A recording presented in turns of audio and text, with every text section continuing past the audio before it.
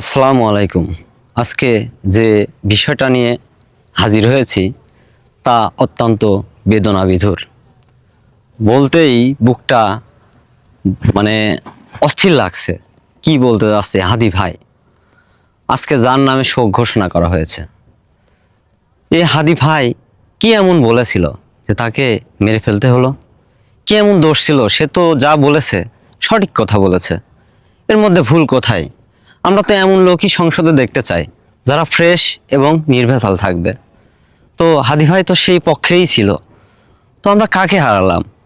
এরকম হাদিকে আর পাবো আমরা? এরকম সোচ্চার কণ্ঠে কি কথা বলার কাউকে আর আমরা পাবো?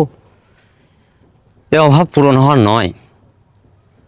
আমরা গভীরভাবে মর্মাহত যে কি হলো যখন বাংলাদেশে অপারেশন করে ওনাকে আইসিইউতে রাখা হলো, তখনও একটু আশার আলো মনে হচ্ছিল। তারপরে এভার কেয়ারে নেওয়া হলো, তারপর বিদেশ পর্যন্ত নেওয়া হলো, সিঙ্গাপুর ট্রিটমেন্ট করা হলো। তারপরেও আমরা তাকে আর ফিরে পেলাম না। এমন আর কত হাদিকে আমরা হারাবো?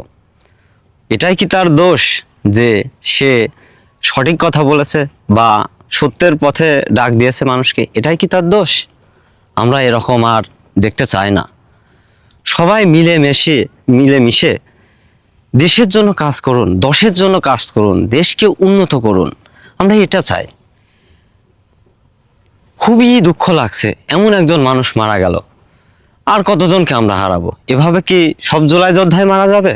দেশের কি সুদিন কখনোই ফিরে আসবে না? আমরা এটা মেনে নিতে পারছি না।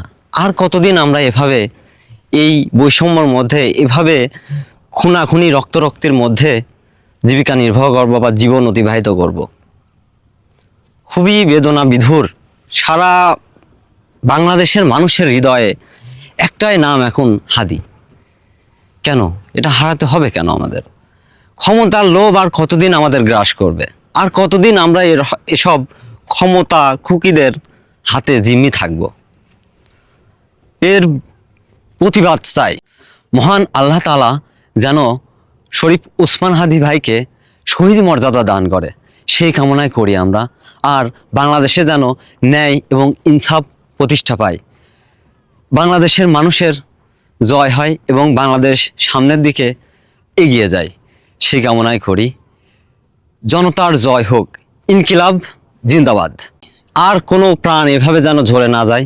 আসুন আমরা মিলেমিশে একত্রিত হয়ে দেশ এবং দশের ভালোর জন্য কাজ করি, সেই কামনায় আজকের মতো আল্লাহ হাফেজ।